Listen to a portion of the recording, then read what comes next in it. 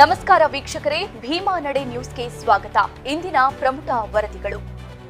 ಬಾಗಲಕೋಟೆ ಜಿಲ್ಲೆಯ ಹುನಗುಂದ ತಾಲೂಕಿನ ಕೂಡಲಸಂಗಮ ಪು.ಕೆ.ಯಲ್ಲಿರುವ ಕಸ್ತೂರಿಬಾ ಗಾಂಧಿ ಬಾಲಕಿಯರ ವಸತಿ ನಿಲಯ ಕೆಜಿಬಿವಿಯಲ್ಲಿ ಚರಂಡಿ ವ್ಯವಸ್ಥೆ, ಹೆಣ್ಣುಮಕ್ಕಳ ಸುರಕ್ಷತೆಗಾಗಿ ಕಾಂಪೌಂಡ್ ನಿರ್ಮಾಣ ಹಾಗೂ ಸಮರ್ಪಕ ಶೌಚಾಲಯ ವ್ಯವಸ್ಥೆ ಇಲ್ಲದಿರುವುದನ್ನು ಖಂಡಿಸಿ ಕರ್ನಾಟಕ ರಕ್ಷಣಾ ವೇದಿಕೆ ಪದಾಧಿಕಾರಿಗಳು ಪ್ರತಿಭಟನೆ ನಡೆಸಿ ಅಧಿಕಾರಿಗಳಿಗೆ ಮನವಿ ಸಲ್ಲಿಸಿದರು.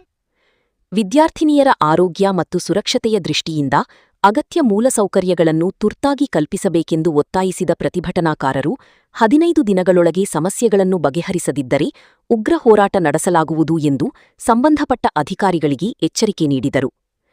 ಪ್ರತಿಭಟನೆಯಲ್ಲಿ ಕರ್ನಾಟಕ ರಕ್ಷಣಾ ವೇದಿಕೆಯ ಹುನಗುಂದ ತಾಲೂಕು ಅಧ್ಯಕ್ಷ ರೋಹಿತ್ ಬಾರಕೀರ, ಇಲಕಲ್ ತಾಲೂಕು ಅಧ್ಯಕ್ಷ ಅಶೋಕ್ ಪೂಜಾರಿ, ಹಸನ್ ಕಲಕಬಂಡಿ, ಹುನಗುಂದ ತಾಲೂಕು ಯುವ ಘಟಕದ ಅಧ್ಯಕ್ಷ ಪ್ರವೀಣ ವಾಲಿಕಾರ, ಕೂಡಲಸಂಗಮ ಗ್ರಾಮ ಘಟಕದ ಅಧ್ಯಕ್ಷ ಮಂಜು ವಡ್ಡರ, ಬಸವರಾಜ ತಿಮ್ಮಾಪುರ, ರವಿ ಕೊಪ್ಪದ, ಶ್ರವಣ್ ಹಿರೇಮಠ, ಸದ್ದಾಂ ಕಲಾಲ್, ಅಲ್ತಾಫ್ ಅತ್ತಾರ, ದಶರಥ ವಡ್ಡರ್, ಪ್ರಜ್ವಲ್ ಕಟಗೀರಿ, ಕಿರಣ್ ಮೇಲಿಮನಿ ಹಾಗೂ ರವಿ ಭಜಂತ್ರಿ ಸೇರಿದಂತೆ ಹಲವರು ಉಪಸ್ಥಿತರಿದ್ದರು. ಪ್ರತಿಭಟನೆಯ ವೇಳೆ ವಿದ್ಯಾರ್ಥಿನಿಯರಿಗೆ ಮೂಲಭೂತ ಸೌಲಭ್ಯಗಳನ್ನು ತಕ್ಷಣ ಕಲ್ಪಿಸಿ ವಸತಿ ನಿಲಯದ ಸುರಕ್ಷತೆ ಮತ್ತು ಸ್ವಚ್ಛತೆಗೆ ಆದ್ಯತೆ ನೀಡುವಂತೆ ಅಧಿಕಾರಿಗಳನ್ನು ಆಗ್ರಹಿಸಲಾಯಿತು.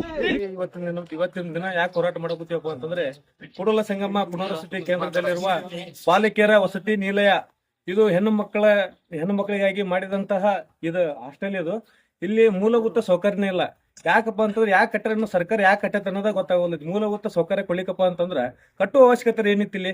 ಈ ಮೂಲಭೂತ ಸೌಕರ್ಯ ಒಳಗೆ ಏನಪ್ಪಾ ಅಂತಂದ್ರ ಕುಡಿ ನೀರಿನ ವ್ಯವಸ್ಥೆ ಇಲ್ಲ. ಈ ಪ್ರತ್ಯೇಕವಾದ ಒಂದು ಹೈಸ್ಕೂಲಿಂದ ನೀರು ತಗೊಂಡಿದ್ದಾರೆ ಅವರು. ಇದಕ್ಕಾದಂತಹ ಒಂದು ಬೋರ್ವೆಲ್ ವ್ಯವಸ್ಥೆ ಇಲ್ಲ, ಚರಂಡಿ ವ್ಯವಸ್ಥೆ ಇಲ್ಲ, ಮತ್ತು ಹೆಣ್ಣು ಮಕ್ಕಳ ಸುರಕ್ಷತೆಗಾಗಿ ಕಂಪೌಂಡ್ಸ್ ಇಲ್ಲ. ಹೆಣ್ಣು ಮಕ್ಕಳು ಸುರಕ್ಷತೆ ಬೇಕಂತಾರ, ಸರ್ಕಾರನ ಬೇಕನ್ನುತ್ತ. ಆದ್ರೆ ಹೆಣ್ಣು ಮಕ್ಕಳ ಸುರಕ್ಷತೆ ಕಂಪೌಂಡ್ಸ್ ಕರ್ನಾಟಕ ರಕ್ಷಣಾ ನಾವು ಮನವಿ ಕೊಟ್ಟರು ಕೂಡ ಯಾವುದೇ ಸ್ಪಂದನೆ ಇಲ್ಲ. ಯಾವ ಅಧಿಕಾರಿಗಳು ಇನ್ನಾದ್ರೂ ಬಂದಿಲ್ಲ. ಅದಕ್ಕಾಗಿ ನಾವು ಕರ್ನಾಟಕ ರಕ್ಷಣಾ ಇವತ್ತಿನ ದಿನ ನಾವು ಹೋರಾಟ ಮಾಡ್ತೀವಿ. ಇದೇ ರೀತಿ ಒಳಗ ಮುಂದಿನ ದಿನಮಾನಗಳಲ್ಲಿ ಒಂದು 10 ದಿನ ಗಡುವು ಕೊಡ್ತೀವಿ ಅವರಿಗೆ. 15 ದಿನಗಳಲ್ಲಿ ಈ ಮೂಲಭೂತ ಸೌಕರ್ಯಗಳನ್ನು ಒದಗಿಸದ ಹೋದರೆ ಕರ್ನಾಟಕ ರಕ್ಷಣಾ ವೇದಿಕೆಯು ಉಗ್ರ ರೂಪದ ಹೋರಾಟವನ್ನು ಮಾಡಲಾಗುತ್ತದೆ ಈ ಮೂಲಕ ತಿಳಿಸುತ್ತೇನೆ. ತಮ್ಮ ಹೆಸರು? ಪ್ರವೀಣ್ ವಾಲಿಕಾರ್. ಏನಿದೆ ನೀವು? ತಾಲೂಕು ಯುವ ಘಟಕ ಅಧ್ಯಕ್ಷ. ಬಾಲಕಿಯರ ವಸತಿ ಶಾಲೆಯಲ್ಲಿ ಇವತ್ತು ಮಕ್ಕಳಿಗೆ ಅಲ್ಲಿ ಶೌಚಾಲಯವನ್ನ ಇರದೇ ಇರುವ ಕುರಿತು ಮತ್ತು ಮೂಲಭೂತ ಸೌಕರ್ಯಗಳಾದಂಥ ನೀರು ಇನ್ನಿತರ ಸಮಸ್ಯೆಗಳನ್ನ ಇಟ್ಕೊಂಡು ಕರ್ನಾಟಕ ರಕ್ಷಣಾ ವೇದಿಕೆ ಈ ಒಂದು ಹೋರಾಟವನ್ನ ಮಾಡಿತ್ತು. ಈ ಹೋರಾಟಕ್ಕೆ ಸ್ಪಂದಿಸಿ ತಾಲೂಕು ಕ್ಷೇತ್ರ ಶಿಕ್ಷಣಾಧಿಕಾರಿಗಳು ಹಾಗೂ ನಮ್ಮ ಪಂಚಾಯಿತಿ ಸಿಬ್ಬಂದಿಗಳು ಹಾಗೂ ತಾಲೂಕ್ ಪಂಚಾಯಿತಿ ಸಿಬ್ಬಂದಿಗಳು ಮತ್ತು ಕೆಬಿ ಅವರೆಲ್ಲ ಬಂದು ತಮ್ಮ ಭರವಸೆಯನ್ನ ಕೊಟ್ಟಿದ್ದಾರೆ.